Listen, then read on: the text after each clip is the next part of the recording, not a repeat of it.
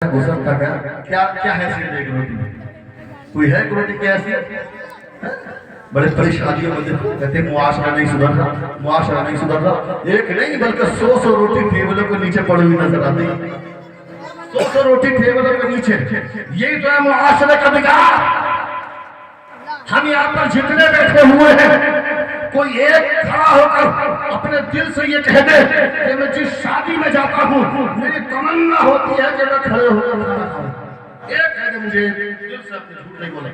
ہے تم میں سے کوئی ایسا جس کی تمنا ہو کہ میں شادی میں کھڑے ہو کر کھانا کھاؤں؟ اور کوئی ایک بتا دے مجھے ایسا جس کی یہ تمنا ہو کہ اپنے گھر شادی ہوگی تو بیٹھ کر کھلاؤں. کھانے کی ہر ایک کی تمنا ہے کہ بیٹھ کر کھاؤں، کھڑے ہو کر تو یار پیٹ بھی نہیں بھرتا. اور جب اپنے گھر شادی ہوتی ہے تو ہر ایک کی تمنا ہے کہ اسٹینڈرڈ کھلاؤں کھڑے ہو. اچھا کبھی آپ نے اس کو ہم اسٹینڈرڈ کھانا کہتے ہیں اسٹینڈرڈ.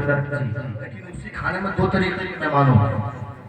ایک تو عام مہمان ہے جنرل، اور 10-20 مہمان آتے ہیں وی آئی پی. آتے ہیں بھائی پولیس صاحب آ گئے، ودھائک جی آ گئے، نیتا جی آ گئے، یا کوئی مفتی صاحب آ گئے، یا پیر صاحب آ گئے.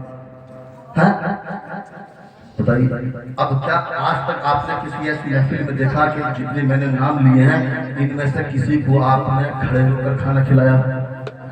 بولو بولو. اس بزم کا مقصود ہے اصلاح مفاسد. نشتر جو لگاتا ہے وہ دشمن، نشتر جو لگاتا ہے وہ دشمن نہیں ہوتا. آپ یہاں پر بچے بیٹھے میں کسی کا ذرا ذرا پلیٹ مار دوں آپ میرے اوپر پڑ جاؤ گے، مارو گے، اسپتال لے جاؤ گے، خرچہ بھی دلواؤ گے. لیکن تم ہی اپنے کسی عزیز کو اسپتال میں لے کے جاتے ہو اتنا لمبا چیرتا نا پیٹ، اتنا لمبا چیرتا، اور پھر اوپر سے 50,000 روپے بھی دو. اتنا پیٹ بھی چروایا اور 50,000 بھی دیے. کیوں؟ اس لیے کہ وہ اصلاح کے لیے، صحت کے لیے، آپ کے اندر جو جراثیم پیدا ہو رہے ہیں ان کو دور کرنے کے لیے یہ فصل لگاتا ہے، پیٹ چیرتا ہے. اس لیے تو کہا ہے اس بزم کا مقصود ہے اصلاح مفاسد.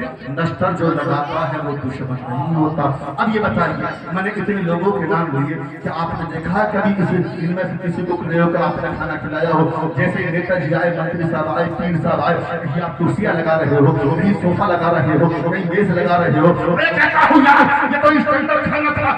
1,000 آدمیوں نے کھڑے ہو کر کھا لیا ہے. وہ عام آدمی تھے تو انہوں نے کھڑے ہو کر کھا لیا ہے. یہ تو اسٹینڈرڈ آدمی ہے اور کھانا بھی اسٹینڈرڈ ہے تو ان کے لیے کرسی کیوں پڑ رہی ہے؟ جب کھانا بھی اسٹینڈرڈ ہے اور آدمی بھی اسٹینڈرڈ ہے تو پھر ان کے لیے کرسی کیوں پڑ رہی ہے؟ وہ عزیزوں ایک دیوانہ تھا یار، جب کھانا کھاتا ایک روٹی اللہ کے نام پر صدقہ کر دیتا، ایک روٹی اللہ کے نام پر خیرات کر دیتا. ایک دن خواب، ایک دن سویا، جیسے ہی سویا نا نیند آئی لیکن آنکھیں اللہ اکبر بند ہو گئی. لیکن آج دن کی معراج ہونے والی ہے، آج اس کی قسمت کی معراج ہو گئی.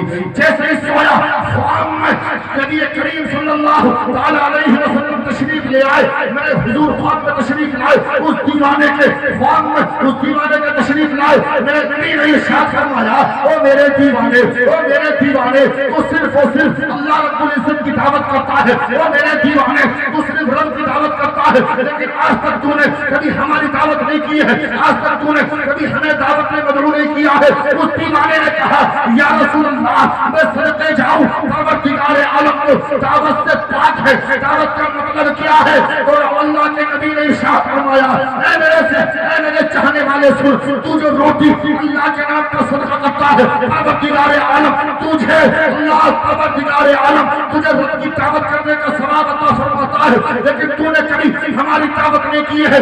وہ دیوانہ مچل گیا، نبی کا دامن پکڑ کر عرض کرتا ہے یا رسول اللہ میں آپ کی دعوت کس طریقے سے کروں، آپ کی دعوت کس طریقے سے کروں، آپ کو کس طریقے سے مدعو کروں؟ تو میرے نبی نے فرمایا سن، میری دعوت کرنے کا طریقہ یہ ہے کہ تیرے محلے کے اندر، تیرے گاؤں کے اندر ایک مدرسہ چل رہا ہے، اس مدرسے کے اندر میرے نائب پڑھ رہے ہیں، میرے رسول پڑھ رہے ہیں. تو اس مدرسے کے اندر چلا جا، کسی بچے کا ہاتھ پکڑ کر اپنے گھر لے آ، اس کو دعوت کھلا دے، میری دعوت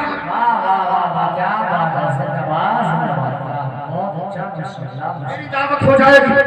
آج ہم کہتے ہیں یار برکت نہیں ہوتی، کمائی میں برکت نہیں ہوتی، رزق میں برکت نہیں ہوتی، رات دن کماتا ہوں روزی میں برکت نہیں ہوتی ہے۔ آؤ برکت کا نسخہ بتا دوں میں، اپنے آپ کو سدھارو تو معاشرے کی اصلاح ایسے ہوتی ہے، ایسے نہیں ہوتی ہے کہ ساتھ بڑے بگڑ رہے ہیں امام صاحب کچھ کہیں میں لڑے کسی کا ڈیجے بچ جائے نا تو اس سے تو میں کہتا جس کے ہاتھ جائے امام صاحب کی پیچھے پن لگایا، امام صاحب سے کھڑے ہوئے، امام صاحب بگڑی رہا، نماز کی ٹائم بھی اس کے ڈیجے بج رہا، اب اتنی ہمت کب تو جا کے روکنا،